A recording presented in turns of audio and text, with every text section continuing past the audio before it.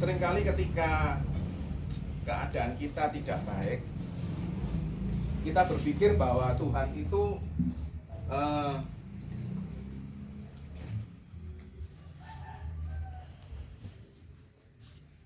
ingin memulihkan keadaan kita terlebih dahulu. Makanya nggak heran ketika saya dan saudara di dalam pergumulan, seringkali yang menjadi tolak ukur bahwa Tuhan memulihkan itu adalah keadaan kita. Itu yang menjadi tolak ukurnya. Sehingga ada banyak orang berkata, aku sudah mengikut Tuhan sekian lama, ketika aku di dalam pergumulan kok keadaanku nggak berubah. Karena yang menjadi tolak ukur kita sebagai anak Tuhan seringkali salah, tidak sesuai dengan apa yang diinginkan Tuhan. Kita berpikir bahwa ketika saudara dan saya ada dalam pergumulan, dan ketika kita berseru kepada Tuhan, tolak ukurnya Tuhan itu memulihkan, itu adalah berubahnya keadaan kita. Ya memang itu salah satunya, tapi yang terpenting bagi Tuhan sebenarnya bukan keadaan kita, karena merubah keadaan kita yang buruk jadi baik itu seperti membalikkan telapak tangan. Bagi Tuhan itu hal yang mudah. Bagi Tuhan yang penting itu adalah memulihkan hati kita dulu. Yang ngerti katakan amin. Amin. Yang harus dipulihkan itu hati kita dulu, bukan keadaan kita. Kalau hati kita ini sudah beres, keadaan kita pasti mengikuti. Seringkali kita mendengar kalau rohani kita benar, jasmani ngikuti. Nah itu dimulai dari hati dulu. Makanya nggak heran orang Israel itu 40 tahun ada di padang gurun. Kenapa? Tuhan cuma ingin satu tok, ngubah hati mereka. Cuma itu aja. Bagi Tuhan untuk membawa orang Israel itu dari Mesir ke Kanaan, itu saya cari di Google itu, saudara cari jarak antara Mesir Kanaan itu cuma 900 kilo, kurang lebih 800-900 km. Berarti itu jarak Malang Surabaya PT 5 kali toh. Sekali 90, balik yang Malang lagi 90.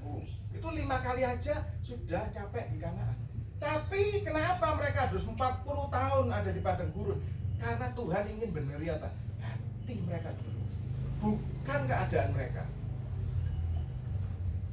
Makanya kalau saudara perhatikan ketika mereka ketemu masalah laut teberau, Tuhan kasih mujizat. Mereka butuh makan, Tuhan kirim mana dan sebagainya. Nggak berubah, mereka tetap ngomel, mereka tetap nyocot, tetap ngoceh aja. Mereka nggak bisa bersyukur. Kenapa? Hatinya nggak beres. Bagi Tuhan itu mudah untuk mengubah keadaan kita, itu gampang. Mengubah keadaan saya itu gampang. Dan angel tuturannya itu apa? Hati kita itu. Saya akan ajak saudara melihat di dalam Amsal 4 ayat 23.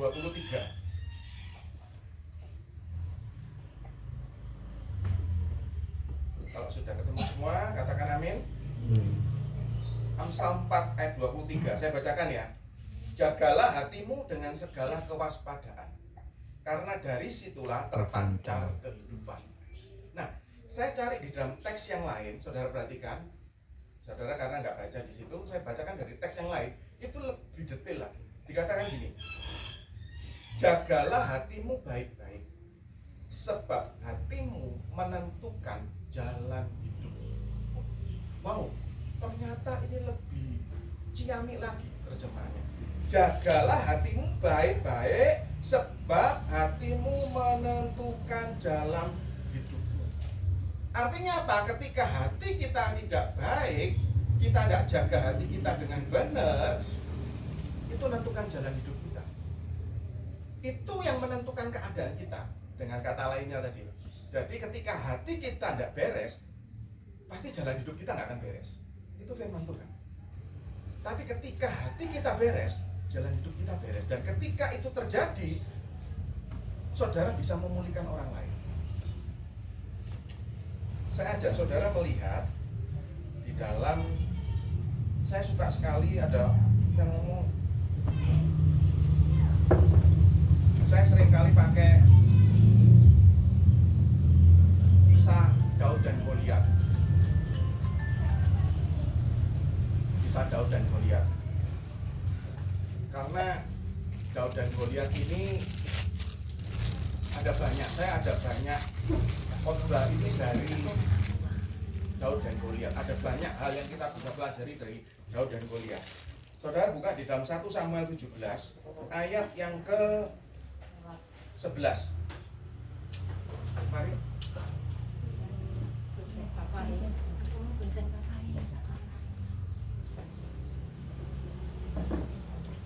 Satu Samuel 17 ayat yang ke 11.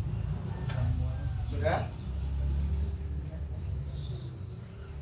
1 Samuel 17 ayat yang ke 11. Sudah? Amin. Ketika Saul dan segenap orang Israel mendengar perkataan orang Filistin itu, maka cemaslah hati mereka dan sangat ketakutan. Ini ketika Goliat menantang orang Israel. Dan ketika orang Israel, orang Filistin ini menantang yang diwakili oleh Goliat selama 40 hari, pagi maju, tidak ada yang berani, balik lagi sore, balik lagi, tidak ada yang berani. 40 hari orang Israel diintimidasi. Ayat 11 dikatakan, ketika Saul dan segenap orang Israel mendengar perkataan orang Filistin itu, maka cemaslah hati mereka dan sangat ketakutan. Makanya saya ngomong tadi, ketika hati kita gak dijaga, keadaan kita pasti gak beres, keadaan kita pasti kacau. Makanya cemaslah hati mereka dan sangat ketakutan. Dimulai dari mana? Dari hati yang cemas, dari hati yang takut. Makanya kita harus jaga hati kita, karena dari hati itu terpancar kehidupan. Ketika hati kita sudah khawatir, sudah takut, kacau hidup kita, dan dikatakan sangat ketakutan. Lalu kisahnya seperti ini. Ini berapa jam? Los ya? Los. Ya sesukanya lah. Jalannya masih ramai macet, di sini aja. Jadi gini, ketika orang Israel semua terintimidasi dan mereka ketakutan, itu hanya satu pribadi, yaitu Daud. Daud itu yang akhirnya maju. Dan singkat cerita, saya akan tunjukkan buat saudara di ayat yang ke